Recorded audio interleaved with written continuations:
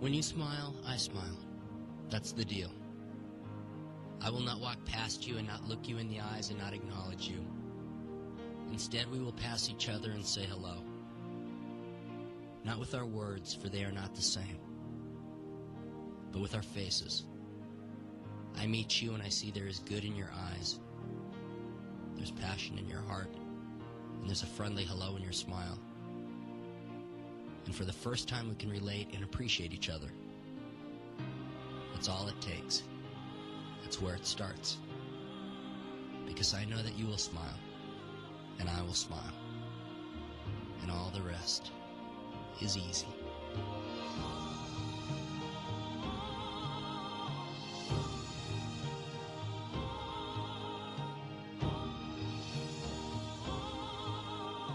I'm your host, Buddy Cunanan. Tonight's topic is sports, the future of Philippine sports. Joining us still are Ms. Susan Papa, the president of the Philippine Swim League, and of course, Mr. Go Tengkok, who is the president of the Philippine Amateur Track and Field Association. Welcome back, Ms. Papa, Mr. Go, to our second segment. Ngayon po, isa pong tanong, bakit ho, let's say, in our country of over 100 million people, our official Olympic delegation was only 11? Parang, I mean, how many sports are there in the Olympics? Bakit 11 lang yung pinapadala natin? At sino ho itong mga pinadala natin? Anong sports yung nag-compete? Sa swimming, they only sent 2 swimmers because nobody really qualified the Olympic standard. Okay. Kasi merong Olympic standard time eh. Okay. So walang nakakuha nun. In absence of nobody made the Olympic time standard, you can send 2 swimmers regardless of time. Okay. Now, So, itong dalawang pinadala are PASA members. PASA members, Are they the best in our country? walang naging tryout eh. Yes. Kaya hindi mo masasabing So are you sino the best? pumili sa kanila? Ang nakakatawa nga dito, na gusto ko sanang sabihin, may provision yun eh. Oo. Regardless of time, 2 swimmers, di ba? Pero Mark Joseph, knowing fully well na wala naman talagang magka-qualify, pero may provision na you should be competing to the World PINA Championship Okay. which was held in Shanghai. Okay. So ang pinadala niya lang, yung dalawa. So automatic, siya na lang kasi yun yung provision eh. And so these two, these two we sent Competed in Shanghai, but they are not necessarily the best Yes. of our swimmers. So now, objectively, look at me in the eyes. Yes. Tell me, are they the best our country has to offer? These two na pinadala. You can never tell because how can you tell when there's no tryout? Okay. That is open to everyone. Let's talk about times. To all Filipinos. Okay. Let's talk about times. I'm sure kayo sa swimming industry, the swimming sector, alam nyo, yung time ni ganito sa 100 meters, ganito, yung time ni ganyan. Itong dalawang pinadala natin, kamusta yung time nila compared to other athletes? Mabilis pa sila? Doon sa event nila. Yes, yes. But remember, there are many events. There are butterfly, Yes. hindi sila yung best. Oo. Or regardless of kung 50 meters or 100 or 200, iba-ibang event yan eh. Yung sinalihan nila, sila yung mabilis dun sa event nila. Pero how about dun sa backstroke? How about sa freestyle? Have your Do you swimmers know- swum against them in any competition? Hindi nga pwede kasi Hindi, otherwise they bawal. will get They will be suspended. removed from PASA. Yes, Wow. they will get suspended. So all these rules, or if they are rules in fact, all these regulations or what you call them, they actually hinder the Philippines from finding who is the best we can send. Wala eh, hindi siya lang yung namimili. Oh. Kaya nung panahon ko, during my time, there is a tryout. National tryout. So walang problema. Yes. Kung talo ka, kung sino ang pinakamalapit doon sa PINA points na sinasabi. Magkaalamanan Then they will na send kung that. sino pinakamagaling. Bakit Yes. hindi ginagawa yun? What seems to be the problem? Ang dali-daling gawin nun eh. Napakasimple. Ako no pagtalo, brainer. so wala masasabi lahat. Kasi may tryout eh. So, yung It's pinakamagaling. open to everyone. Yes, yes. So but now you will never say, are they the best? I can say and look at in your eye. How can we tell? There was no open tryout. Yes. And that is not going on now. How about sa track and field? Meron bang mga open tryouts kayo? Or how do you determine who will be sent? Well, you know, the athlete we send to the Olympic, we base on the best record. We evaluate with all the events. Let's say the event now, of course, he's the best in 3,000 steeplechase. He's the best in long jump. Now we compute in the IWF yung system, yung point system. Now who got the highest, and that is the one we're going to send. Pero do you conduct open tryouts, Mr. Go? Yeah, we have always a special timeout, almost every There should month. be that So sa special track and tryout. field, open compared to swimming na hindi. Hindi, yes. And do you know, buddy, nako. if I may say, Yes, please. yung 50-meter freestyle, Okay. the one that competed, yung pinakamahina sa Olympics, is 45 seconds. Eh, time lang natin ng 10 years old. Our 10 years old Yes. can swim 33 seconds. Pero yung nag-compete of another country, ang pinakamahina, 45. So that's what I'm talking about. Wow. Wow. So if there were, what you're saying is if there were open tryouts, clearly the Philippines could have done very well. No, and what I'm if saying, we find out. yun yung pinakamahina. Yes. The slowest is 45. Yes. But that 45 seconds, our 10 years old Can do it. Yes. Yes. is making 33 seconds. So if we found the best player, if we found the best swimmer through open tryouts, the chance of us winning a medal in one of these events would really go up. No, not necessarily. Yung winning medals talagang that is impossible Okay. right now. Okay. Kasi wala nga nag-qualify eh. Kailangan mag-qualify muna bago. Wala nga nag-qualify ng Olympic standard eh. Yung wild card sana, let's say yung this wild card na yun, pinadala lang siya nun because Nag-compete sa you Shanghai. are allowed Yes. to send one boy, one girl, regardless of time. At ang naging provision is you must compete in the Shanghai competition sa PINA. Eh, yun lang ang pinadala mo. Which So, is- automatic. Automatic sila na. Sila na. Yeah. Ganun lang kasimple yung nangyari. yeah. And that was deliberately done because he knew very well that nobody will qualify. Kasi a year, 2 years, you know the Olympic standard. Eh. Of course, of course. Now, very interesting, before we stop for our first segment, for a break, sabi ni Mr. Go, marami siyang sinabi ng words. Pinatay yung cycling, pinatay yung... Ano ibig sabihin nun pag sinabi niyo pinatay yung cycling? Or pinatay yung ngayon gusto patayin yung patafa. Please define po yung pinatay. It is the problem of the leadership again. Like for example, the Dragon Boat, the head coach, Mr. Nestor Ilagan, he's performing very well. He's doing very, very good job. Kilala ko po si And Boss Nestor. he was able to win so many medals even in the world. But the problem, the president doesn't like him. The president of Mr. Olympic Committee. POC. Yeah. Okay. The Mr. reason why president doesn't like him because Mr. Ilagan is so close to me. That is the only reason. Wala na ibang reason. Suddenly now, tinanggal na, inabsorb na yung Dragon Boat doon sa canoeing na. Which is a completely different sport altogether. Yes. Iba yung iba yung canoeing sa Dragon. Alam ko kasi dati akong player ng Dragon Boat eh. Yeah. Nung panahon pa ni Mr.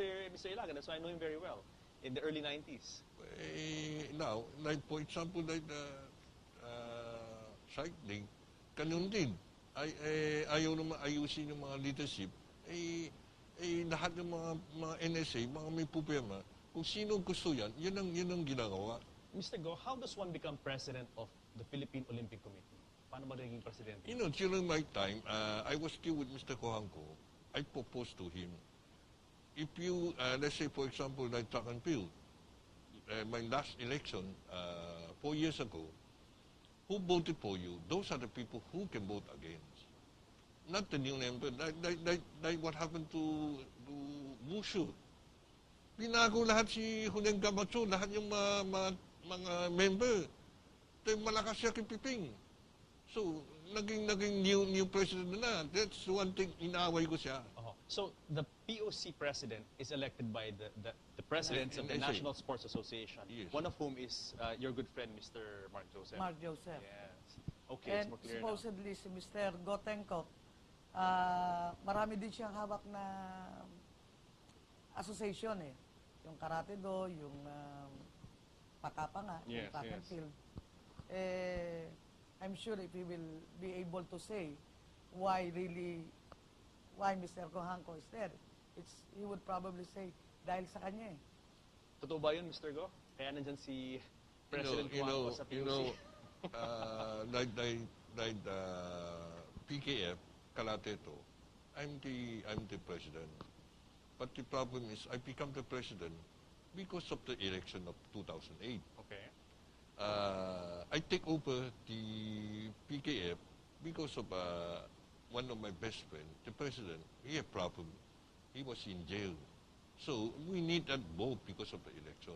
So I suggest to Mr. Coangco, IUPT, do you want to run for the PKF? But para make sure, sama ko si Mr. Joey Namasanta, yung number one trusted man ni Mr. Coangco, he will be my assistant. Yes. So, kunyari, ako ng presidente, actually, siya na nang patakbo yung sa PKF. Hindi ko alam yung arrangement ko. After the election, hindi ko alam yung arrangement ko. Sa tiwala ko kay Joey Namasanta, bigla lang ginawa yung kutita. Tinanggal ako. Wala sa lugar. Yes, So, lumaban ako, I filed the case against him. Nanalo naman ako eh. Ngayon, nakita ko sa Tiario, always presenting Namasanta is the president. Alam mo, kung tutusin yan, condemn yan eh. We are all Filipino citizens. We are under the law. We have the decision from the court. Hindi naman dapat sila ginawa yun. It seems to me so many people want to become presidents of Philippine national sports associations. And sabi nga ni Mr. Go, abunado nga siya.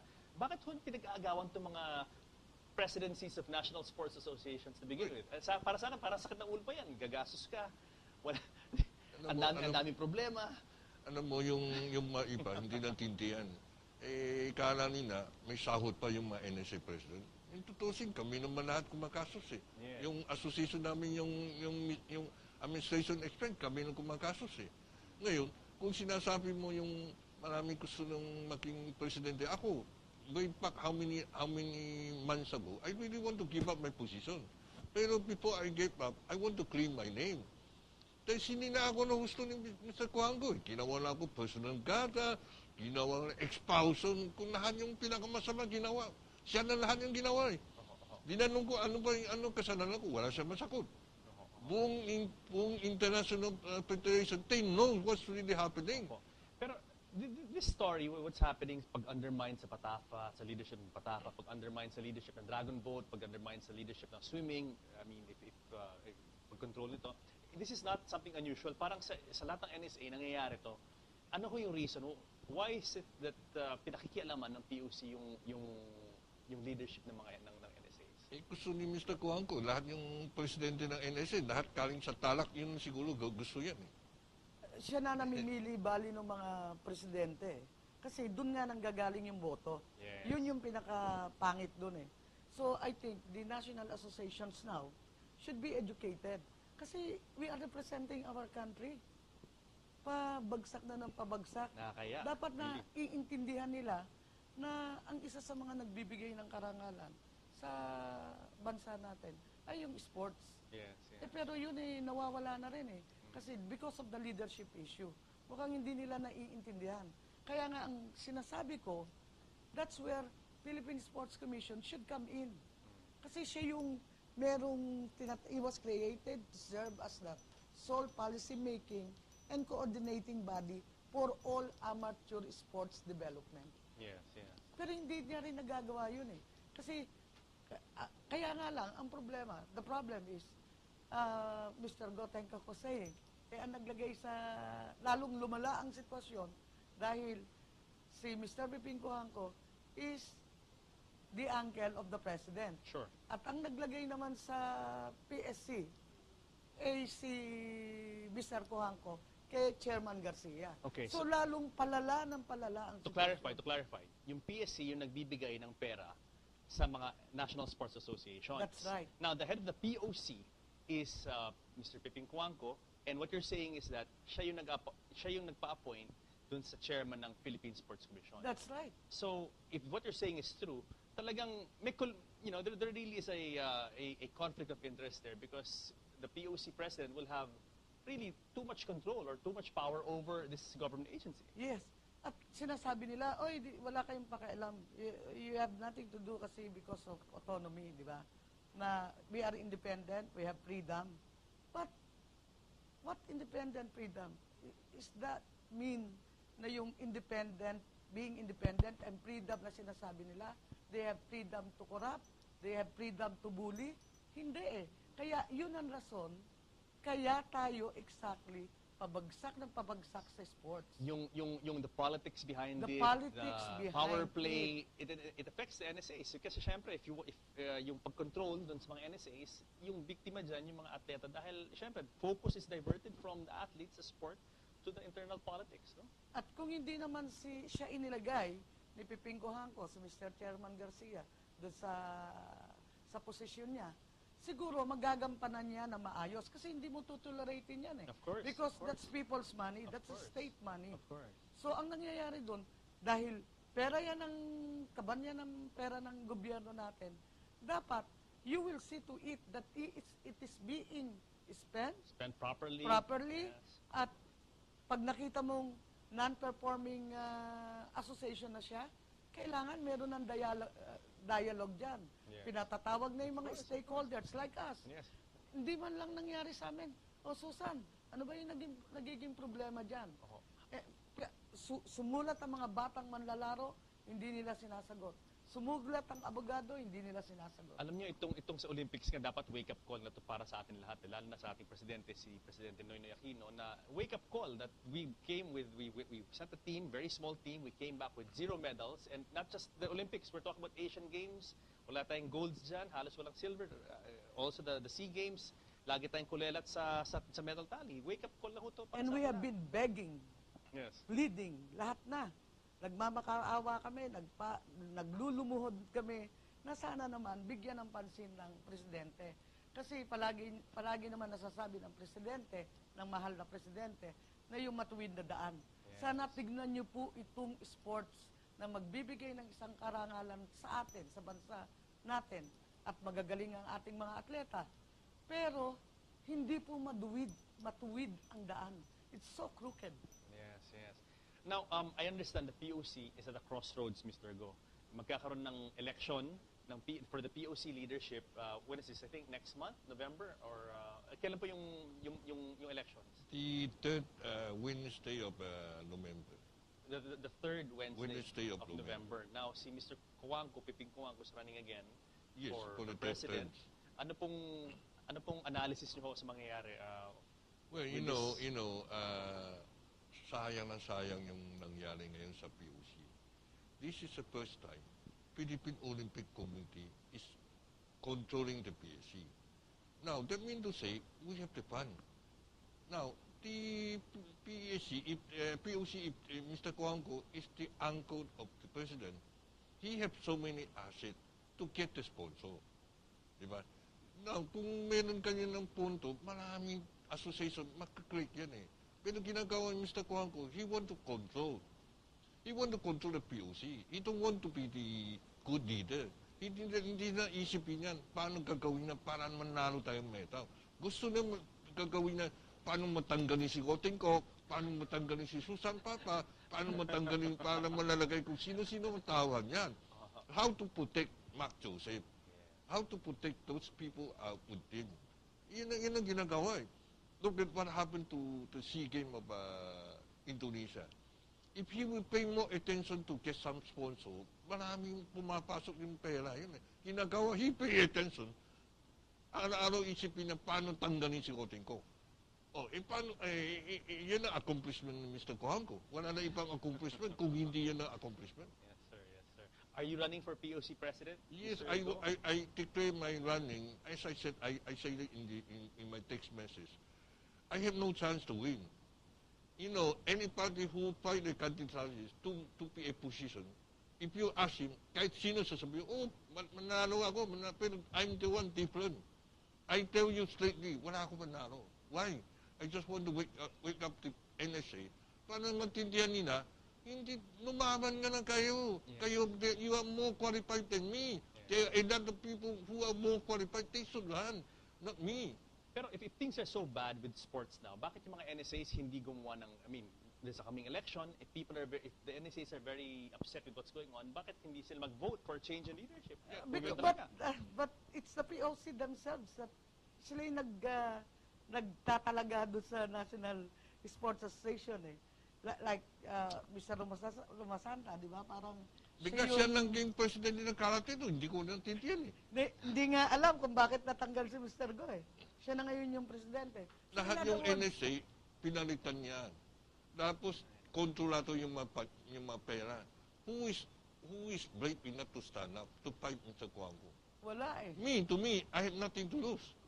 Not surprisingly, after my declaration to run for POC president, I received more than 100 texts, including international. My international friend told me, go for it. Do not let the people who know nothing sit in the office. These came from international, yung mga Sikkim Federation official. They send that kind of message to me. And many text me, go, Tingko, go. I was so surprised. Those people, they don't believe me before. Suddenly, why? Because ayaw nila kipipikuhan ko. Ayaw nila. Maniwala ka, baka ma-supply. Lahat ng mga tawa ng pipikuhan ko, they are laughing at me. Oh, Tingko, takbutan. Tingnan natin kung ilang boto makuha. Tawa ng tao sila ngayon, pero one day, iyak sila. Makita nila, bakit kanyan nangyari? Dahil lahat tao ayaw sa kanila. Yes. And as they say, the proof is in the pudding. And the mere fact that we cannot even accomplish anything in sports points to a problem talaga that really is a deep problem that has to be corrected. Alam mo, it needs divine intervention. Kailangan talaga ipagdasal yan eh. Yung mga National Association ngayon, lahat naman yan eh, merong mga sariling pag-iisip at alam naman nila na parating na yung eleksyon. And we are praying that 360 degrees, they must really think of our future in sports. Yung election by open ballot or secret ballot? A while ago, I understand, Mr. Kuangko said that in the sport radio program. Sinasabi niya, sige, kung gusto lumaman si Tingko, I will accept his challenge. Pero it should be open ballot. Why? Gusto malaman sino na boto sa akin para yun ang hindi makuha ng punto. Yan ang simple lang. Yun ang simple lang. Pero Mr. Go, Miss Papa, before we go, in case Mr. Mark Joseph or Mr. Kuangko and or the representatives are watching now and they would like to respond to what you're saying, is it okay with you guys if I invite them to the show at magkaharapan tayo dito para we'll let the Filipino people know, you air your sides. I'll be the moderator. I'll bring, Very much welcome. You know, that's what it takes eh. Yes. Dialogue. Yes. Kailangan maintindihan nila kung ano yung mali, especially Mr. Pepinko Hangko. I have known that Mark Joseph is running POC. Bakit pare-pareho kami ng problema? Dapat marinig niya eh. What's wrong eh? So kung may forum, okay lang ho sa inyo na 100%. to meet Ako, with them agree ako and dyan. to come out with them, Sarah. And we speak in front of Filipino people and find out and really air your positions. Agree ako Kayo po, dyan Mr. eh. Go. Para I'm maintindihan. always looking forward. There is a forum I can face Mr. Kuangko. Thank you very much. Nako, Mr. Go, Miss Papa, we've come to the end of our show, but thank you very much. And next week naman, we have part 2 of our series on the future of Philippine sports. Kasama natin si Attorney Mendoza. Yes. Tomorrow, next Thursday. So, Mr. Go, good luck sa inyo ho. Thank you very much. Good luck sa inyo and in your run for the presidency of POC. Miss Papa, good luck to you and also Philippine Swim League. Yes. Bravo. Good job you're doing. Thank you. So guys, I hope you learned a lot about Philippine sports. Join us again next week for part 2 of the future of Philippine sports right here in Philippines Uncut. I'm Buddy Kunanan.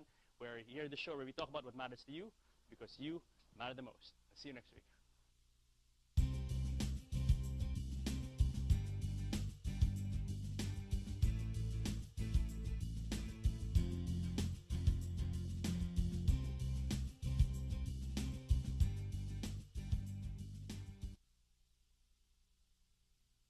Swimming industry, the swimming sector. Alam nyo, yung time ni ganito sa 100 meters, ganito, yung time ni ganyan. Itong dalawang pinadala natin, kamusta yung time nila compared to other athletes? Mabilis pa sila? Doon sa event nila. Yes. But remember, there are many events. There are butterfly, Yes. hindi sila yung best. Or Or regardless of kung 50 meters or 100 or 200, iba-ibang event yan eh. Yung sinalihan nila, sila yung mabilis dun sa event nila. Pero how about dun sa backstroke? How about sa freestyle? have your Do you swimmers know- swum against them in any competition? Hindi nga pwede. Kasi Hindi, otherwise they bawal. will get They will be suspended. removed from PASA. Yes, Wow. they will get suspended. So all these rules or if there are rules, in fact, all these regulations or what. There's passion in your heart, and there's a friendly hello in your smile. And for the first time, we can relate and appreciate each other. That's all it takes. That's where it starts. Because I know that you will smile, and I will smile, and all the rest is easy.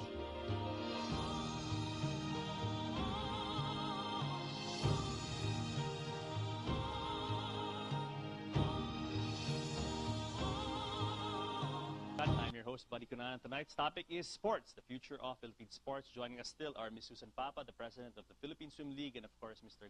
Kok, who is the president of the Philippine Amateur Track and Field Association. Welcome back, Ms. Papa, Mr. Go, to our second segment. Ngayon po,